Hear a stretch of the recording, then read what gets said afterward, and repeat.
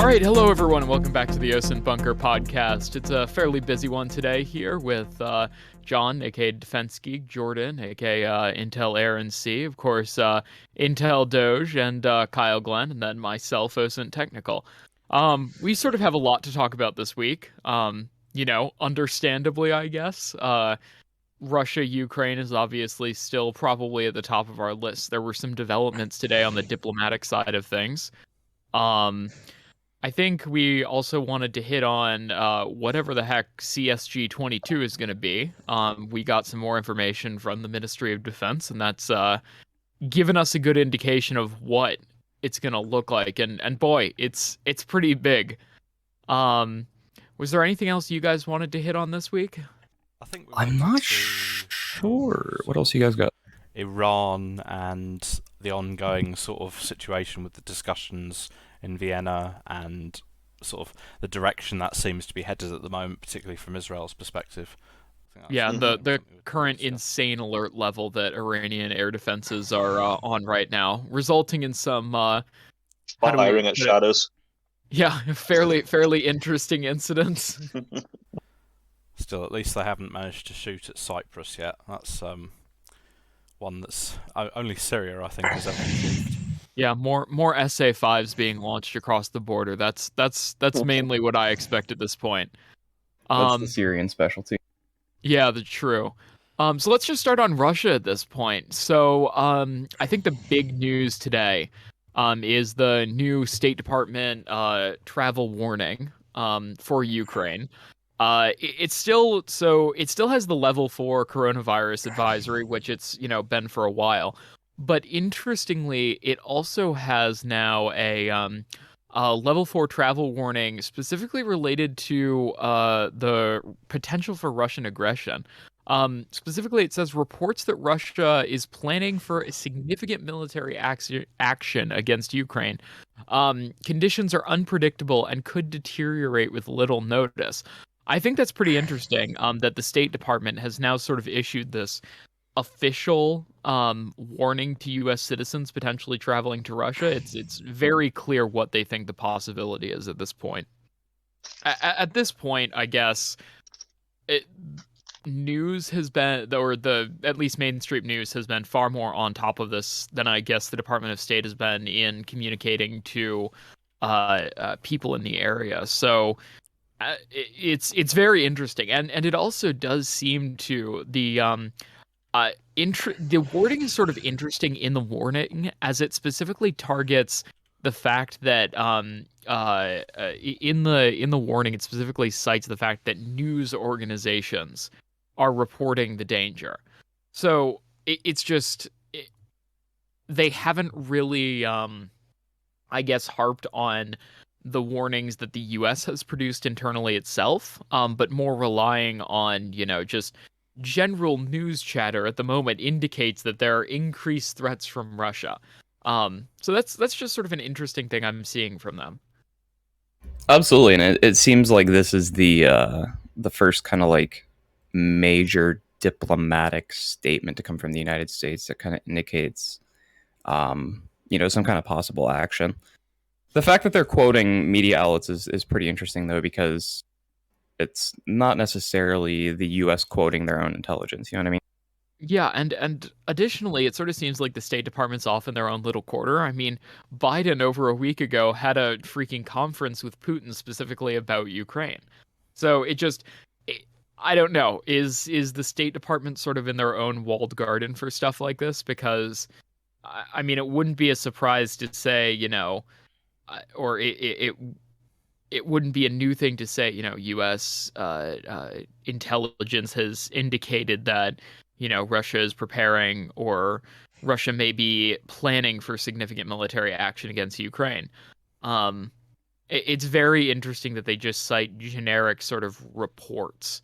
So it's interesting. It definitely I guess plays down, the significance or the potential. But it's just it's weird. I mean, I guess it's Definitely. a big thing to claim, isn't it, from the State Department that Russia is on the verge of invading another sovereign nation. I mean, I guess they wouldn't have released a statement like that lightly just based on random news reports. Obviously, they're combining that with their own intelligence to make that statement. Otherwise, they'd be changing they'd be changing their alerts constantly based on what they were seeing on Twitter or based on what alarmists just posting whatever, about whatever conflict across the globe. They obviously don't go entirely on news reports. All right, so are we going over under in the next 2 weeks of the State Department citing an Osint Twitter account? At this point, I don't know. It's bound to happen at some point, isn't it? I mean, I think that's clearly what it is.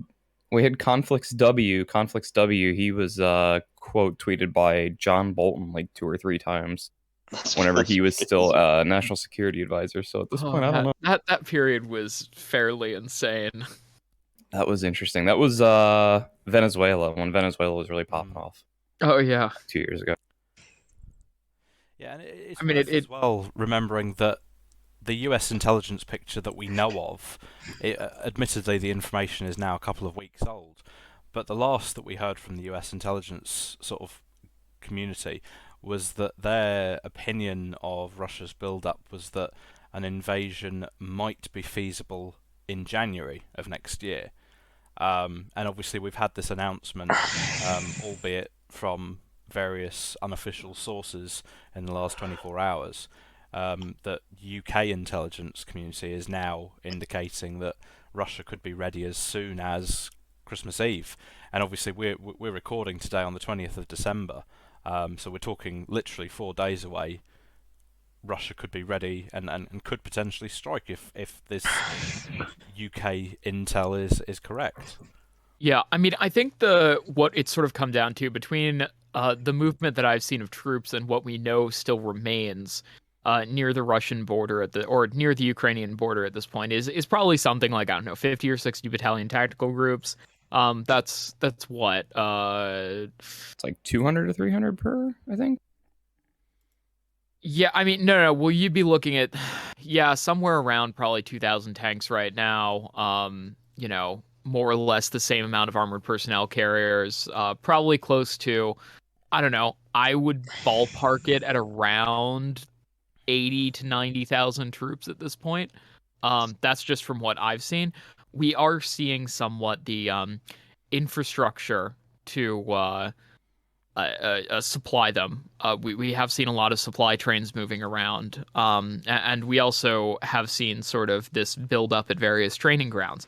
I mean, I definitely think if they were trying to do not just a smaller scale, but even some sort of larger scale extended mission into Ukraine, they have the troops on the ground in position to do that. I would say now, at this point, what we'd mainly be waiting to see is, and I think would be a very big warning sign, is the movement of aviation assets into the area. Those honestly would have, I mean, you'd be looking at a 3 to 5 day timeline for those to travel down from their home bases further north into the east and get into, forward bases and have their munitions and other supplies sort of armed and ready to go. So that's sort of your sign that the Russians are being more aggressive to move. I mean, obviously, I don't think anyone right now is really checking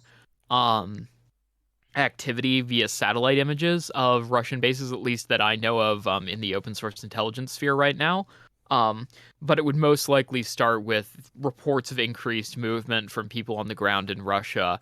And then you would most likely be able to verify it over the next 24 hours by various commercial satellite passes. Obviously, the US would have much quicker or much sooner or earlier intelligence reports than would be available commercially. But you would probably have that commercial intelligence out there in 24 hours.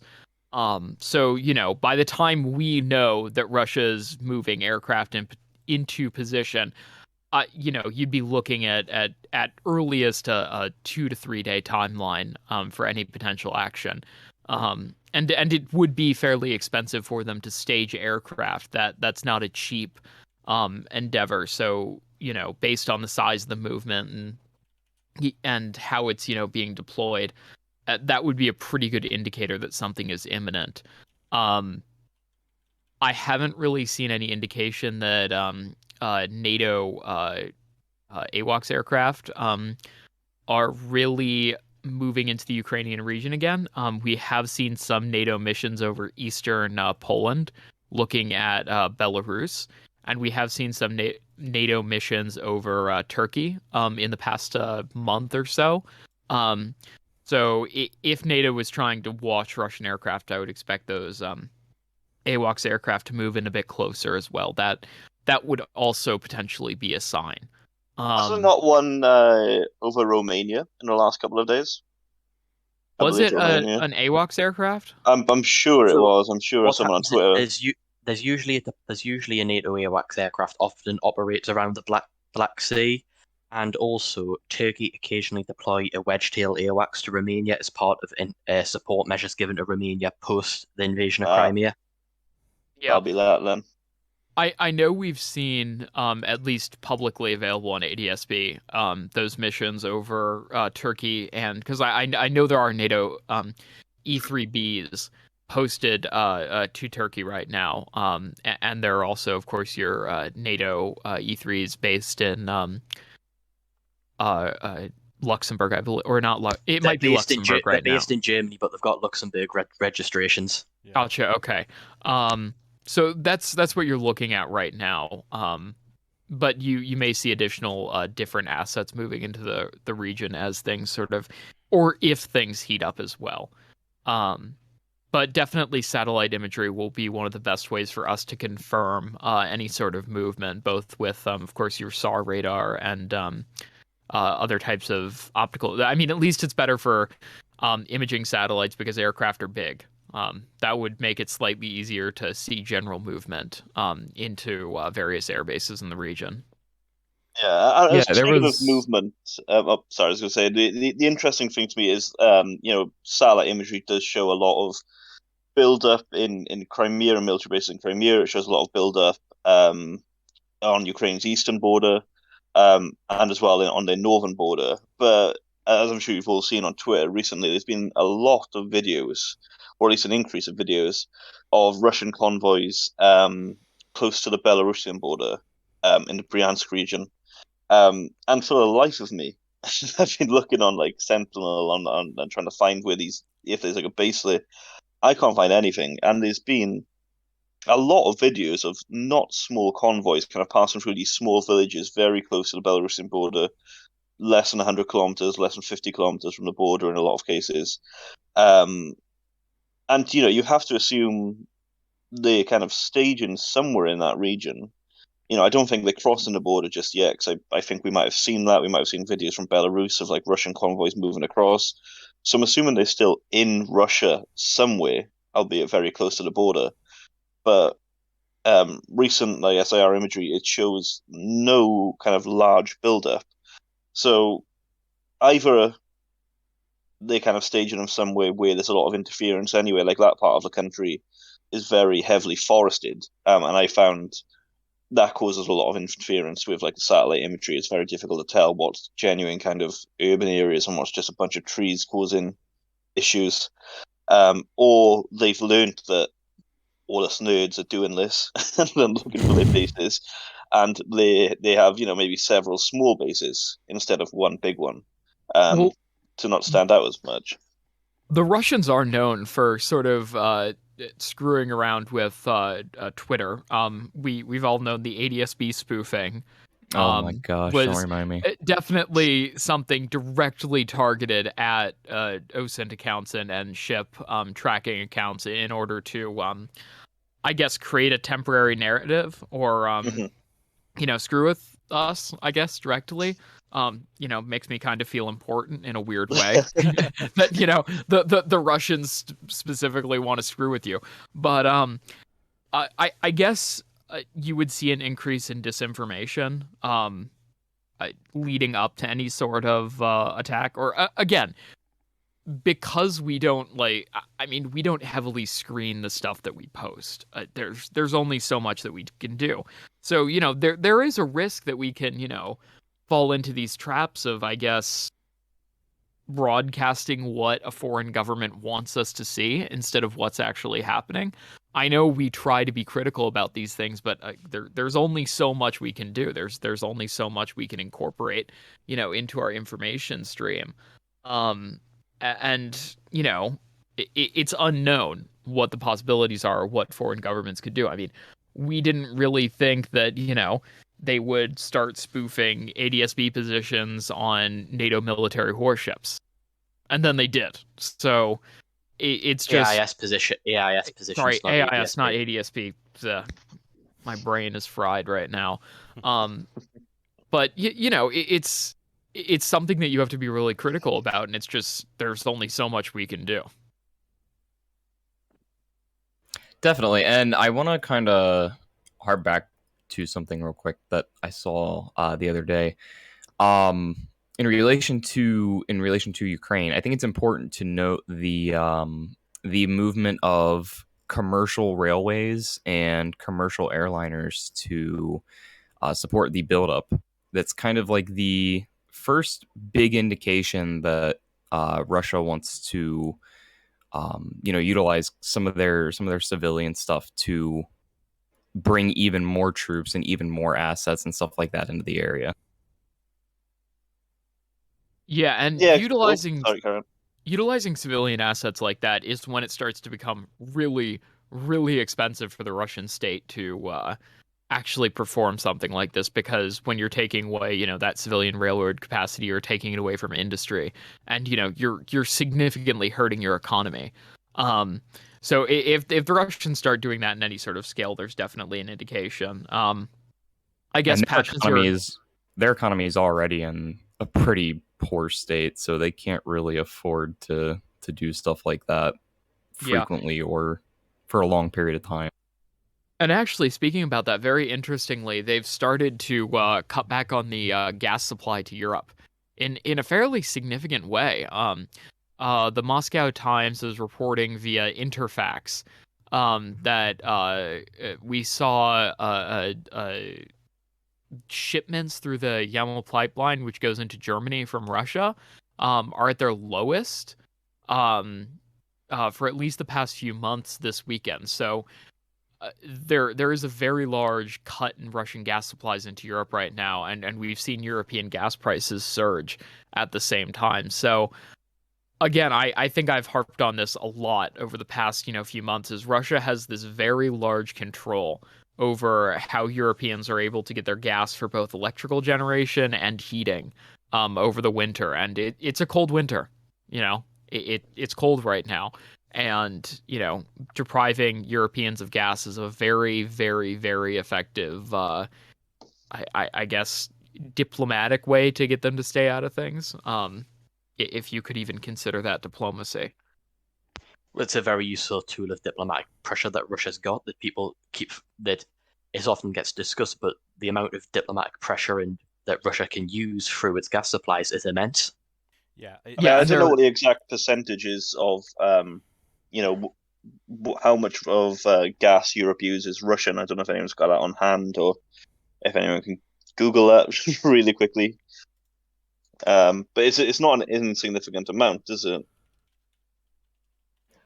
Europe relies on Russia for around 35% of its natural gas. The bulk comes through pipelines, including Yamal, which goes through Belarus and Poland to Germany, Nord Stream, which goes directly to Germany, and pipelines going through Ukraine.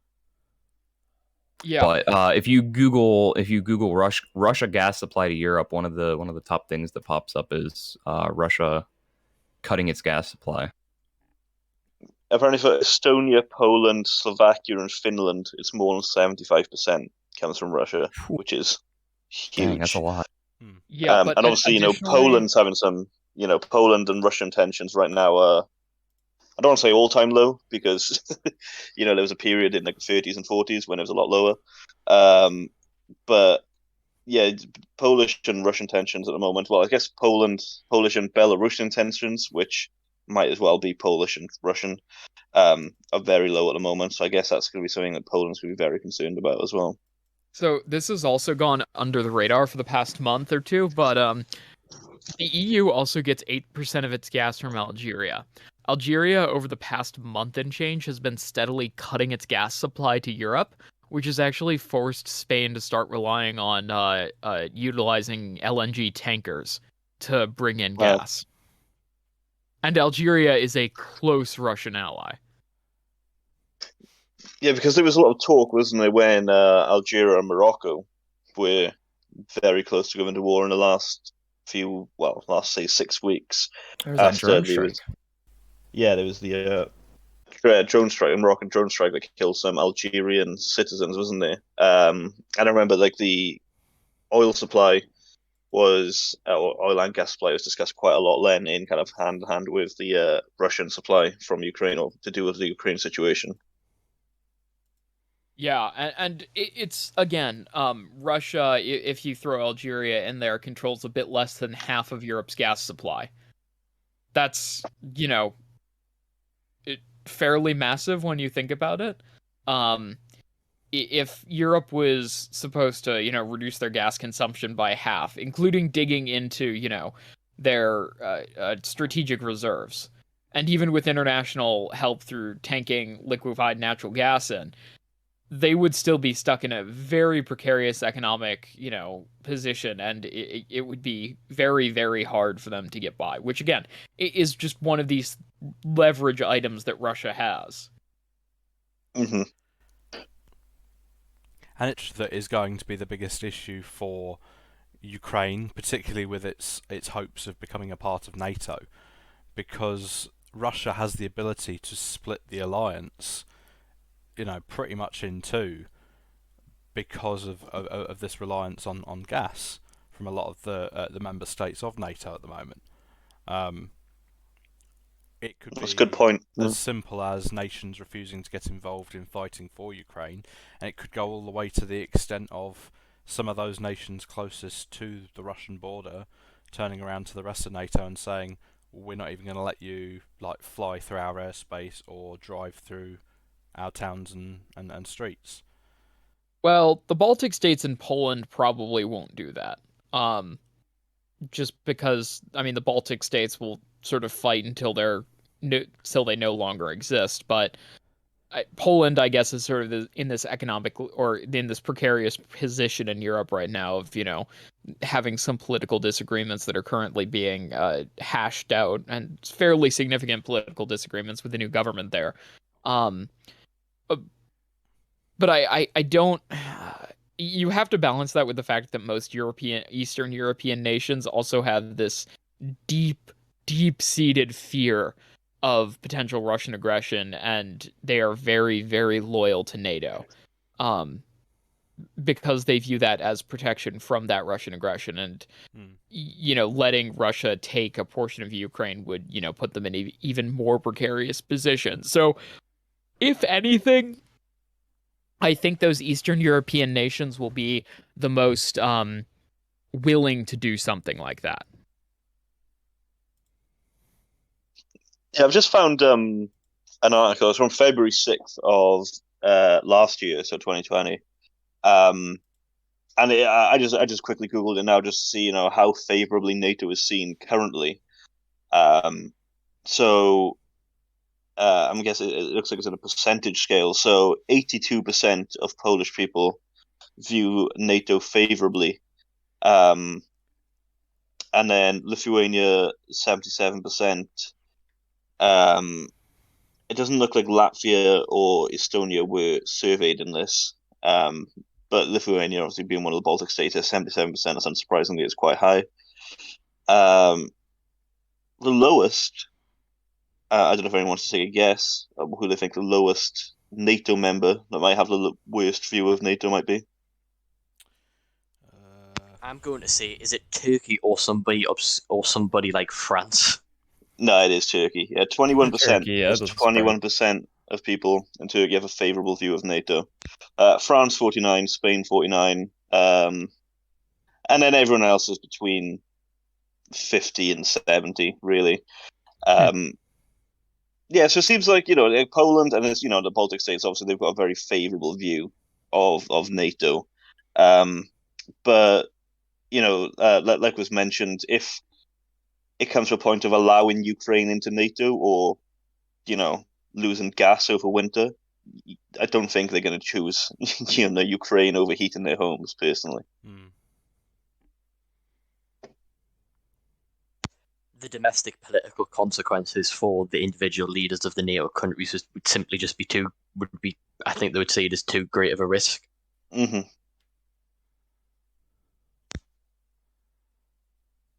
Can't really turn around to your citizens and say, oh, look, we've added Ukraine into NATO. Oh, sorry, you're going to have to sit in the cold for the next 4 months. No, exactly. And I don't know what kind of backup plans, the EU or European nations have in the event of Russia just turning the tap off suddenly.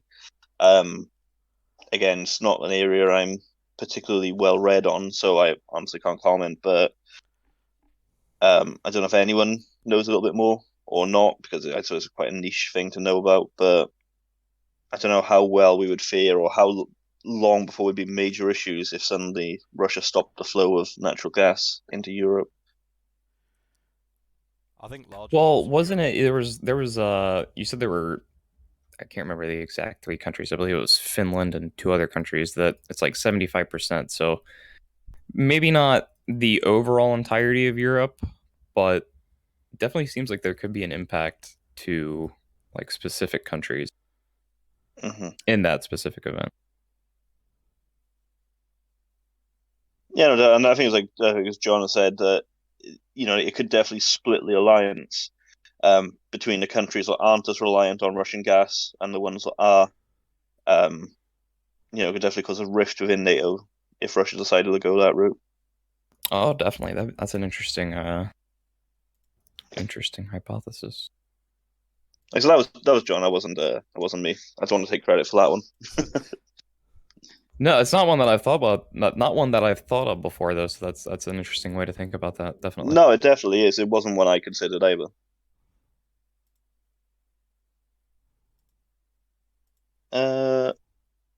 Anything else on Ukraine? I don't know if there's too much else to add. We kind of touched on everything there. Touched on the build-up. Touched on the satellite imagery, all that. There was a statement. I would be remiss if I didn't talk about how this could still be an economic feint by Russia in order to put pressure on NATO and Ukraine at the same time. Interesting. It is a possibility. Yeah, I mean, an invasion isn't a foregone conclusion by any means. It's not definitely going to happen, and obviously we all hope it doesn't happen. We all hope it's all just saber rattling. But as things stand, there's been a lot of troops moved in, a lot of vehicles moved in, a lot of logistics moved in, which is, again, I think I always say is the more worrying thing. You can send hundreds and hundreds of tanks all you like, but if you've got no fuel, then they're not going to go anywhere. So there's been quite a lot of large logistics convoys moved in as well.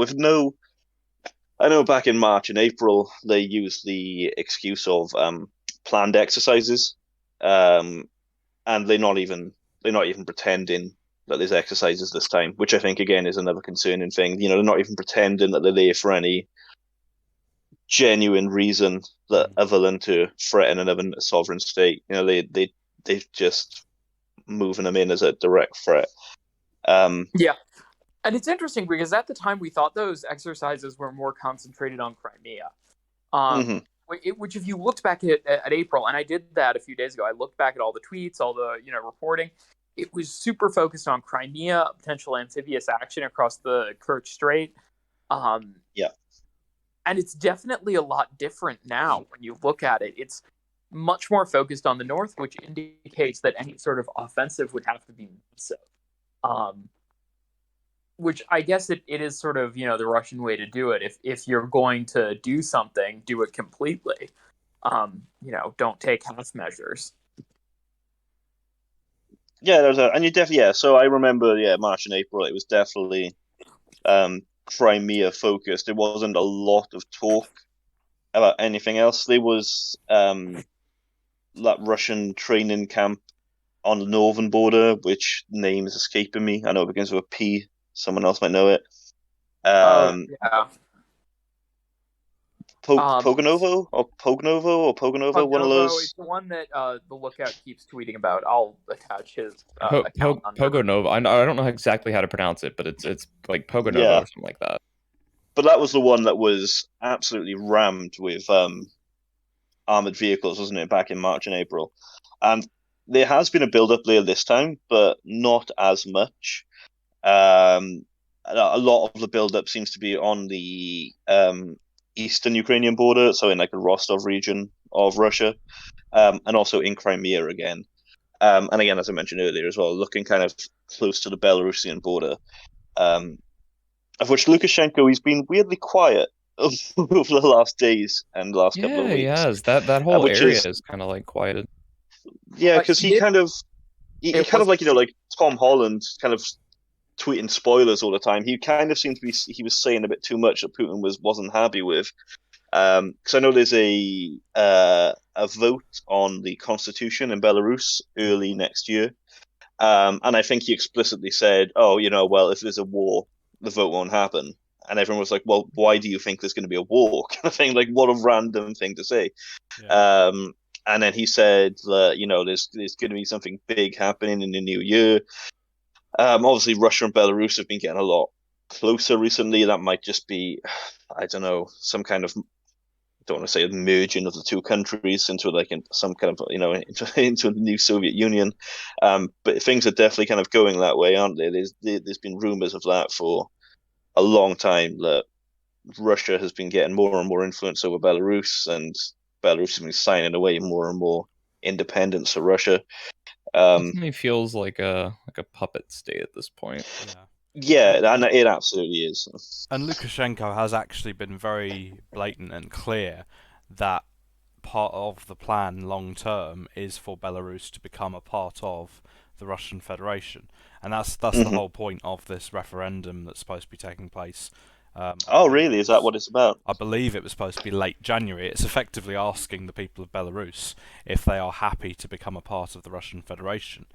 And at the moment, Interesting. it's the early indications from the early sort of polling, although whether you believe the polls in a country whose elections are somewhat rigged, the early indications are that the Belarusian people will actually vote to join the Russian Federation.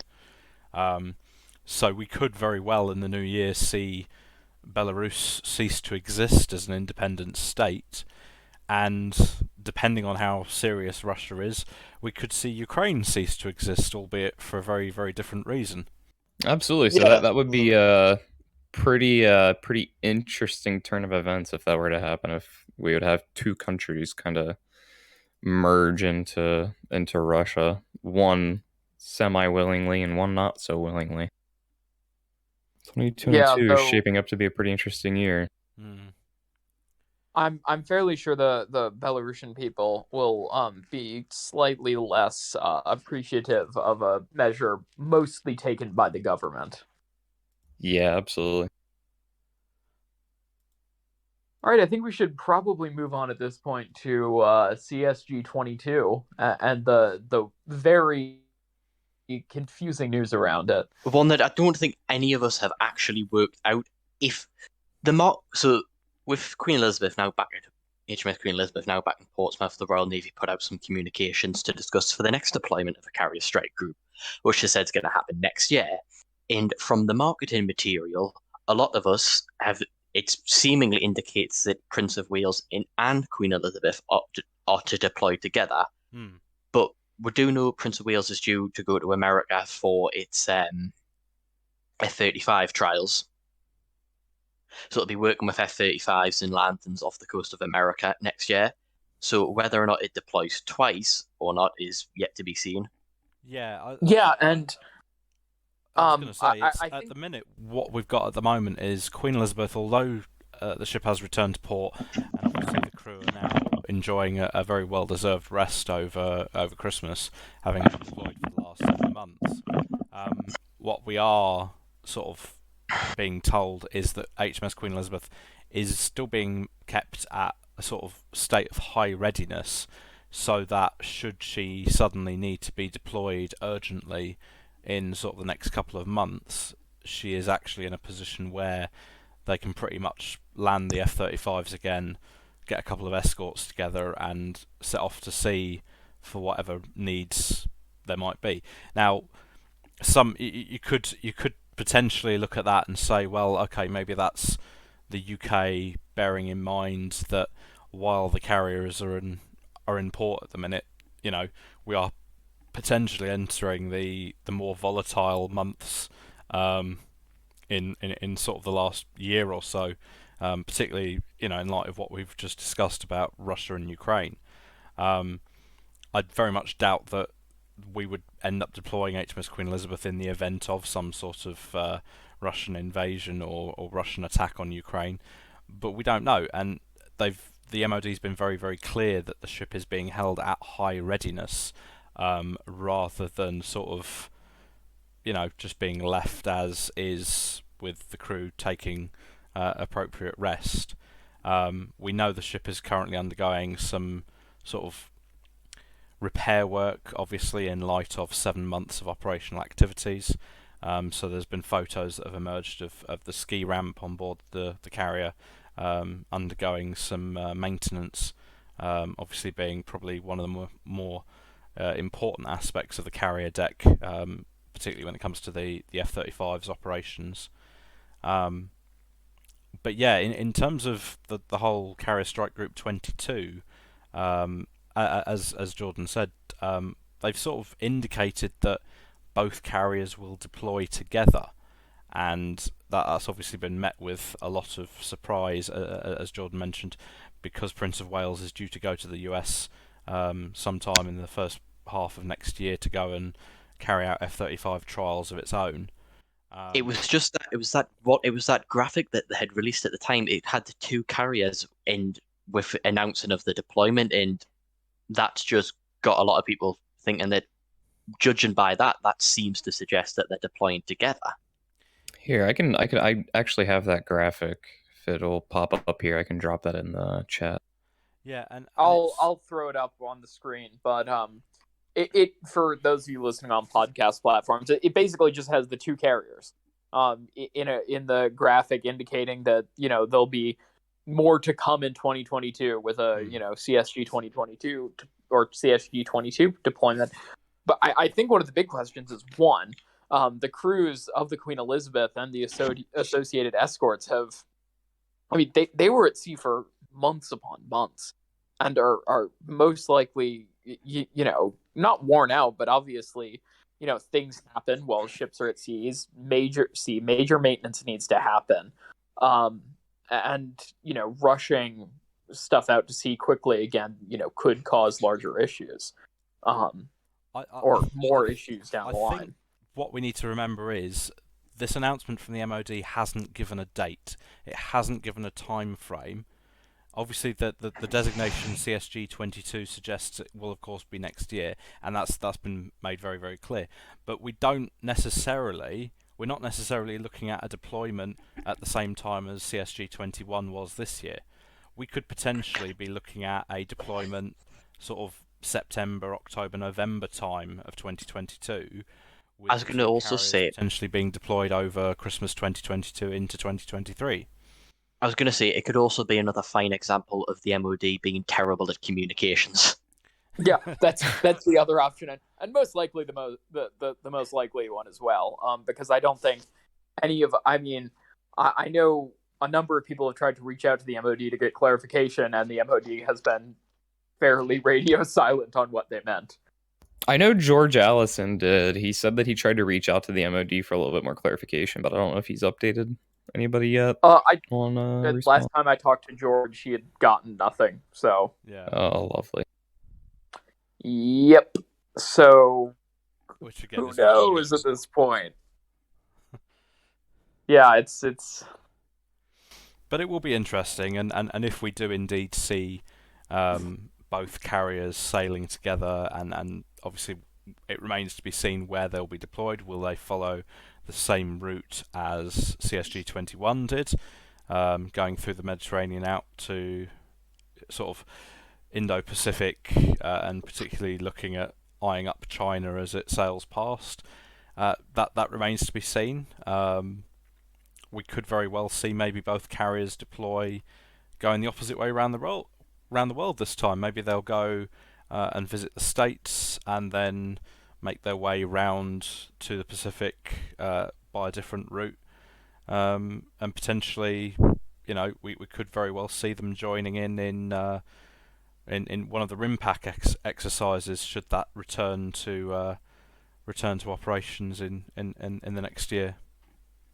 Yeah, and So I think possibly a dumb question, but real quick, do we know where the ships are going to go when they come to the United States?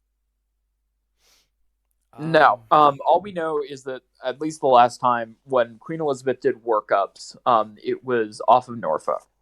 So I'm Interesting. assuming the Prince of Wales would also be visiting Norfolk as well. There's an That's not too far from me. there's an airbase down there, Naval Air Station, where they've got a bunch of F-35s.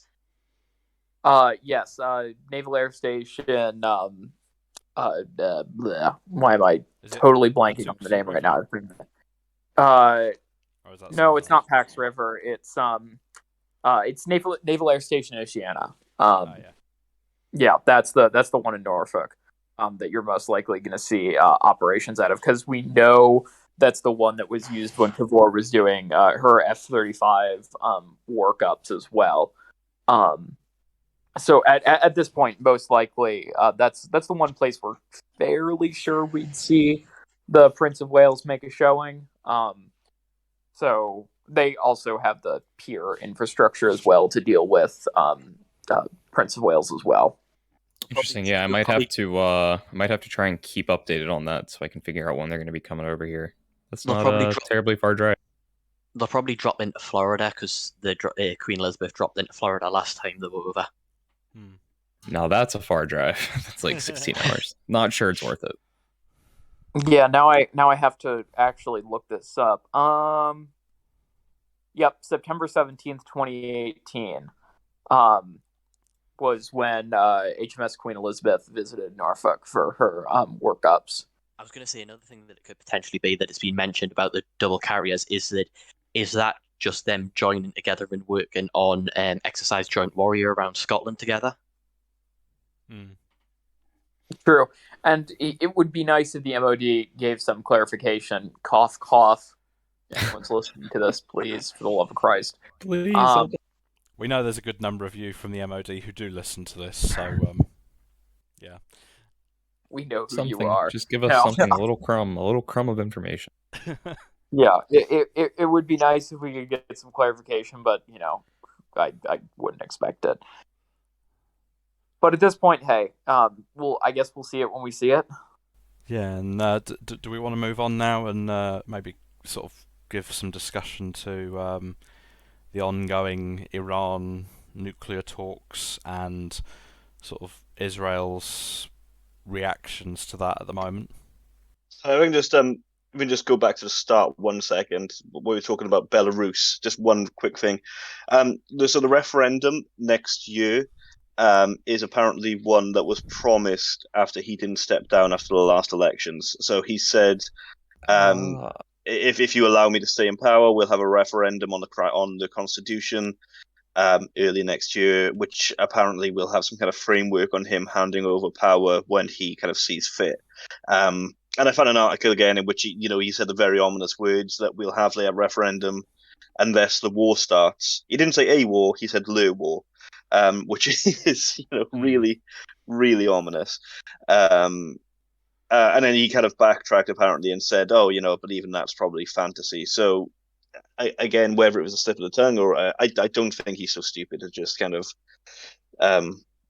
reveal plans for a war months in advance. But remember who we're talking about here. Yeah, true. It is Lukashenko. But no, sorry, we can go back to Iran. I just wanted to get that in before I forgot about it. Yeah, so Iran. So obviously at the start of December, Iran came back to Vienna for further talks with the US and the EU regarding some sort of return to a nuclear agreement. And I think what we've seen over the last couple of weeks is not only has there been pretty much no progress particularly from what sort of the EU and US ambassadors have been saying. But we've also kind of seen Iran kind of almost setting ultimatums and sort of drawing new lines as to where it's prepared to go. While we've also had this whole issue with the International Atomic Energy Agency pretty much turning around and saying, yeah, Iran is now enriching weapons-grade uranium, and they're not letting us into their facilities at all anymore. Yeah, and so we know the cameras are back at one of the facilities, even though they didn't turn over the tapes from the one that had supposedly been destroyed in the sabotage attempt. So the IAEA is definitely slightly angry at that. But I mean, at this point, it's fairly clear what the Iranians are trying to do. I mean, But ultimately, To me- they are just stalling for time at this point, and we kind Absolutely. of knew that a long while back, and we were, I think all five of us were quite vocal about that for several months, and for whatever reason, particularly US diplomats, I think it was, seemed to be very blind to this and very keen to just try and push for a diplomatic solution to everything. And I think they are now kind of at the point where they're recognising that that's not working, and they've been had ultimately, and same with the EU officials who are still trying to fight against the idea of sanctions against Iran. It's appeasement at the end of the day, isn't it? And we all know how that went for a certain British Prime Minister in the 1930s. Yeah, and to me, it just kind of feels like these Vienna talks are pretty much the absolute last straw. Like, if these talks fail, which it seems like at this point is kind of a likelihood, I think we'll see Iran push for 90% enrichment. I think the only thing pushing them back at this point is the fact that Vienna talks are still somewhat alive. There's still somewhat of a hope left, but I feel like a big indicator of talks collapsing will be Iran pushing for higher enrichment. Because really, once they get 90% enrichment, that's pure weapons grade. They can actively pursue a nuclear weapon at that point and probably get it pretty quickly. So definitely 90% is like, if they go there, it's kind of hard to go back from that. And we need to remember that with Iran, it's a different ball game to North Korea, because Iran has the missile technology already. It doesn't need to develop the necessary missiles for those warheads like North Korea did. Iran has that missile technology. It has arguably some of the best indigenous missile tech in that part of the world. Exactly, so and it doesn't. They've got the missile. They just need the warheads now. Exactly, and it doesn't need to be anything super fancy, because ultimately they're not going to be trying to pursue like an ICBM right away, because stuff like that, there's a lot that goes into it. They just need something that's going to be like a medium range ballistic missile or something like that, because ultimately their target is of course going to be Israel, and they don't forget too crazy for that. This hasn't been an issue that the North Koreans have run into, and they are very much associated with the current Iranian program. Miniaturizing a warhead to fit in a missile is extremely difficult. And so most early nuclear threats would most likely be either bomber-based, based out of Syria.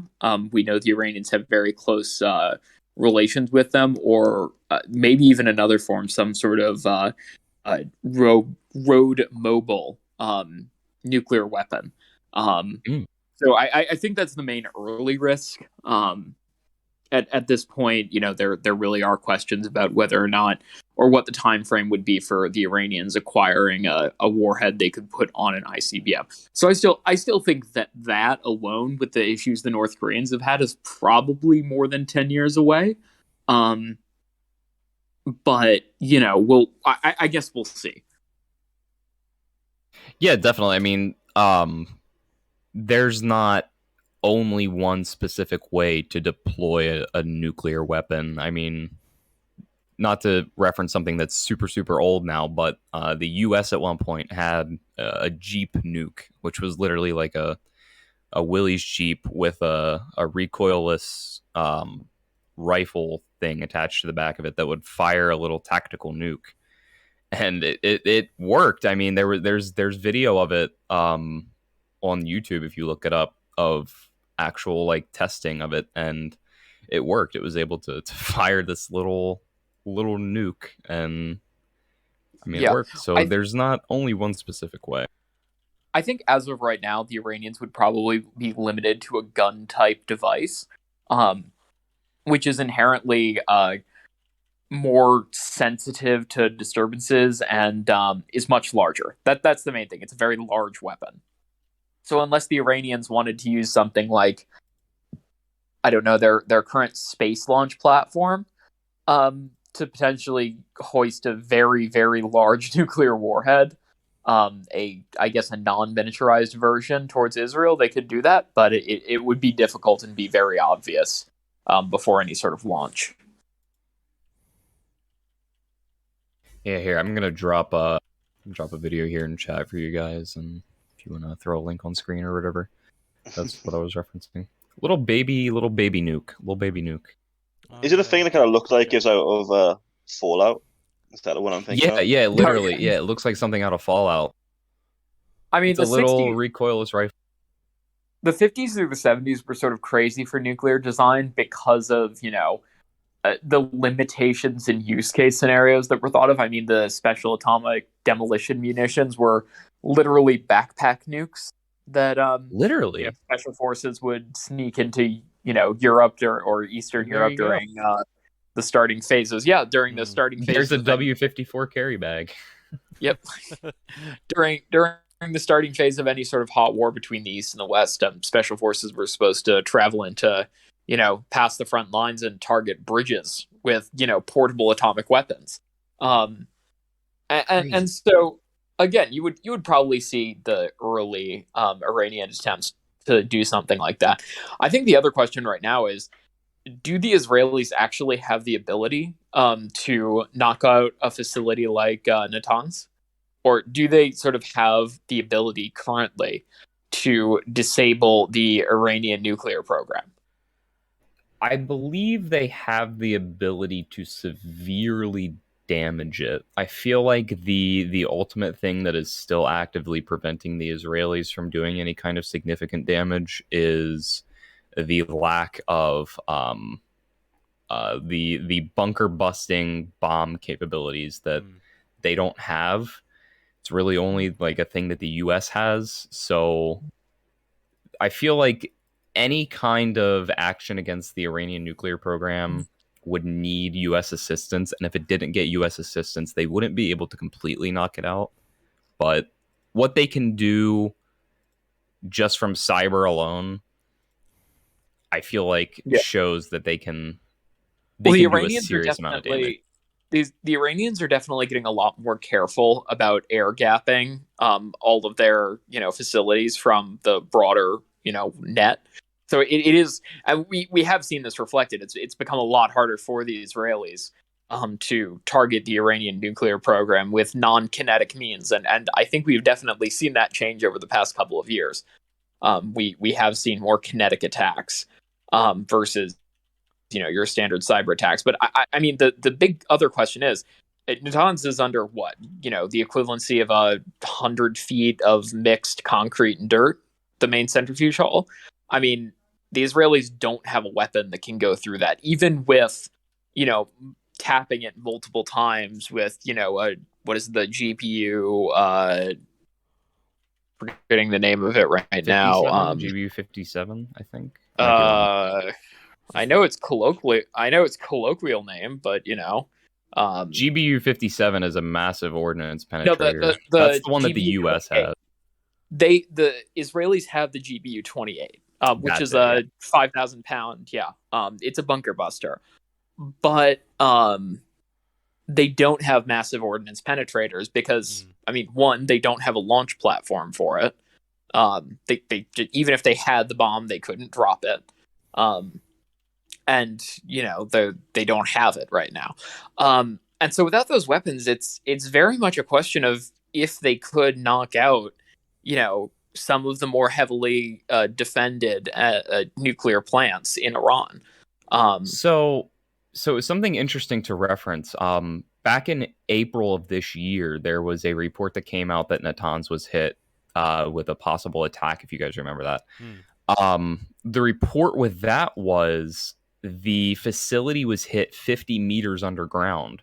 I'm not sure what the conversion is to U.S. measurements, but the way that it was done supposedly was through a remotely detonated device. So they might not be able to hit it from like the air, with a missile or anything like that. But I feel like the methodology and the capabilities of the Mossad and stuff like that are really, really going to be vital in any kind of attack like that. Yeah, and I think the Israelis, the option, because the Israelis are sort of known for stuff like this, would be more of a conventional attack using something like, potentially airborne forces. I don't think that would be completely out of the question, where you could potentially see them landing forces inside Iran in order to physically attack the installation. Yeah, it's just again they have to get away from the issue that they can't bomb it conventionally, or absolutely they need to sort of work around that issue. Didn't Israel recently announce an exercise in early next year, which they were going to fly so many thousand kilometers or whatever it was, I think, over the Med to kind of stimulate an attack on Iranian infrastructure? Yeah, and don't they said do that pretty frequently? No. Yeah, they went out of their way. This is getting special funding. This is, they confirmed it and all that. Yeah, they're doing full length training. I believe the U.S. is going to be assisting with, at least right now, we know intelligence gathering stuff. One of the big pieces of news, though, over the past couple of weeks was the KC-46 order that the Israeli Air Force is still waiting on has been delayed. Interesting. Okay. When was the original date scheduled? I believe 2024. I would have to double check that. Give me 1 second here. I believe the Biden administration has turned around to Israel and basically said, no, we're not going to give you the... Because Israel has requested a speed up of the delivery because of what's going on with Iran. And if I remember rightly, the Biden administration basically turned around and said, no, we're not going to divert airframes destined for the US Air Force to you because of the situation. You just have to wait your turn, effectively. Yeah. Interesting. And they were Israel's issue at the minute is that their tanker fleet is comprised of the old KC-707s and it's a small old number of KC-130s. Very, very old. It's like 60, 70-year-old platform. Yeah. So they won't be receiving their first airframe until 2024. That's still a long ways away. Yeah, and that is definitely a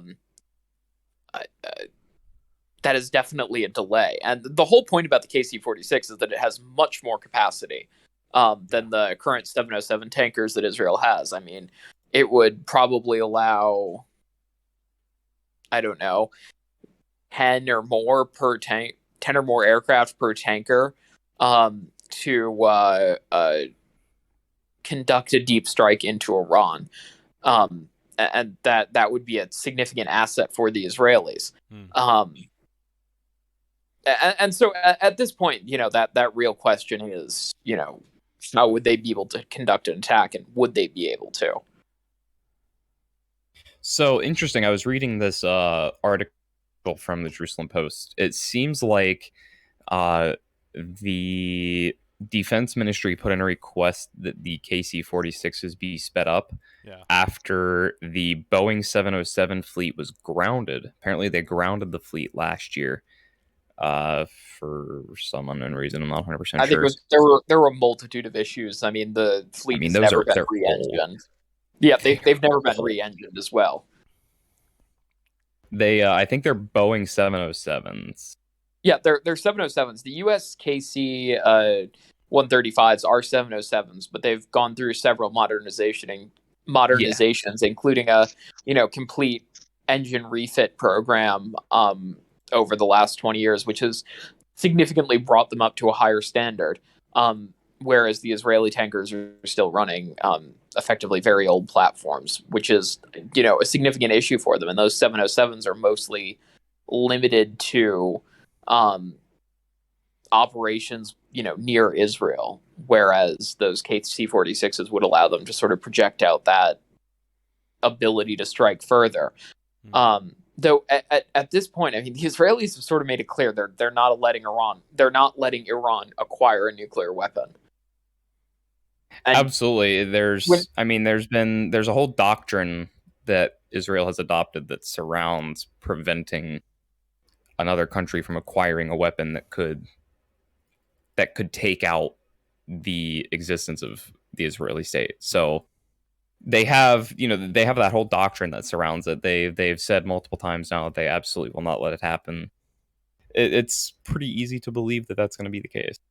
Yeah, and I know a lot of people don't like to hear this, but there is, this sort of unspoken acceptance that provision of not allowing Iran to acquire nuclear weapons also includes the potential of a nuclear first strike conducted by Israel if they believe that there aren't any other options, which again, if Israel doesn't believe they have the option to eliminate the Iranian nuclear program, they believe Iran is, imminently going to acquire nuclear weapons.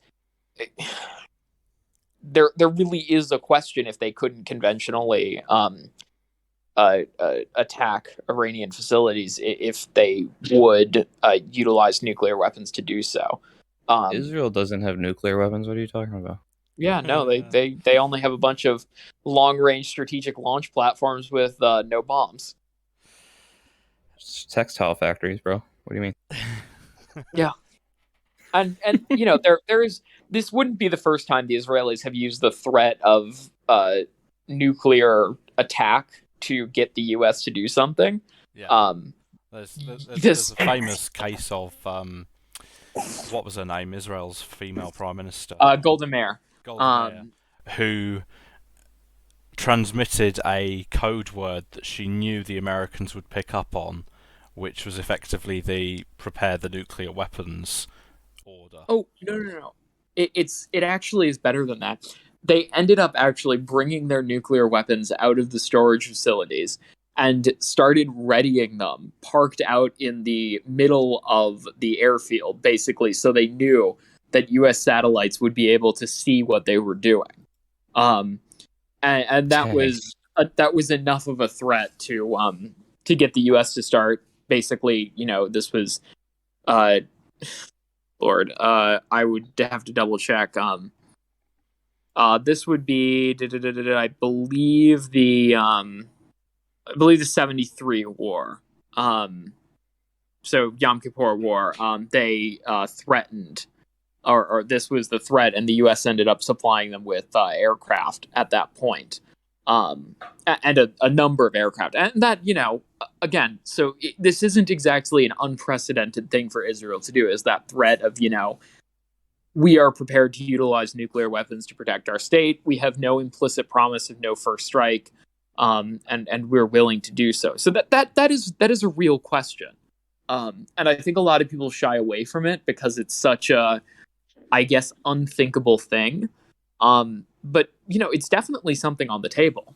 And I think as well, there is another concern that Israel has with Iran getting nuclear weapons, in that obviously we've seen over the last 2 or 3 years in particular, Iran is very good at using proxy forces to carry out its ambitions and its aims outside of the national borders.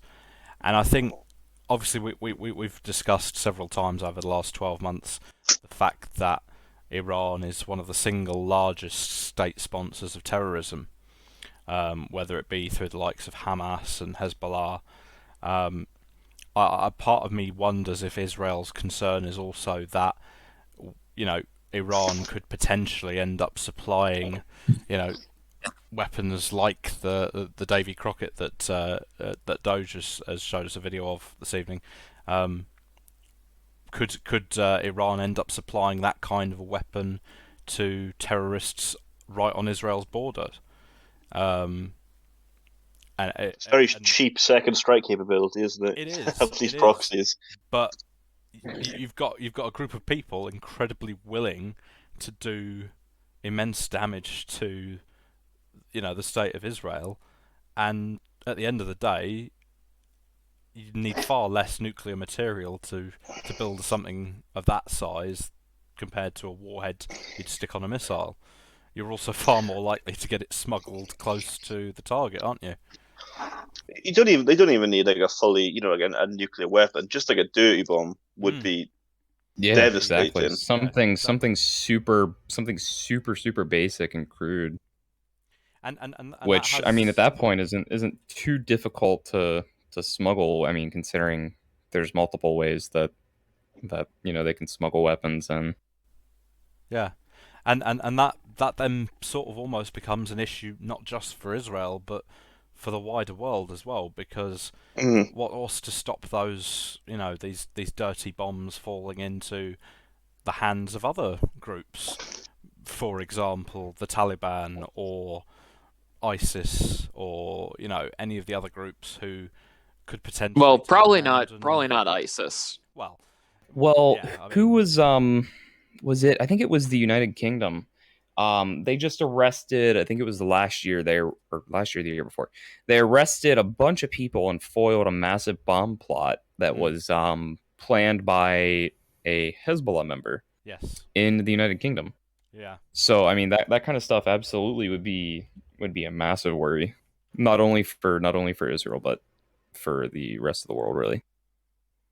Yeah, and they do have that nuclear material to at least now construct a dirty bomb, and they probably have nuclear waste products that they definitely could construct some fairly nasty dirty bombs as well. And moving into the future, we really don't know the risk of that at this point. I don't think they would distribute nuclear products to their subordinate organizations yet, or not in the case of just in peacetime, but all bets are off in the case of war. Which again I think is this risk that Israel is trying to balance and deal with. And I can they? Will they? No one really knows. Well, something else that's important to mention, Nasrallah, the leader of Hezbollah, he's mentioned multiple times that they don't even really need nuclear weapons as their main target in any kind of conflict with Israel would be to go after their nuclear facilities and bomb those. Which in effect would be, I mean, just as dangerous or just as, catastrophic as a small scale nuclear attack. Oh, absolutely. And I know it's something that Israel Radar talked about when he was on here, but the acquisition of, guided warheads and guided rockets for their forces for potential attacks on Israeli proper, they're acquiring more and more at this point. And that seriously affects the ability of the Israelis to attack the rockets themselves and deal with them. But at this point, that's all really a huge question that we don't really know the answer to. Yeah, I'm just looking over right now. I think that was pretty much it for this week. Do you want to briefly touch on the kind of ISIS mini resurgence in northern Iraq? Just say a little bit about that. Oh shoot, we completely missed over that, didn't we? Um,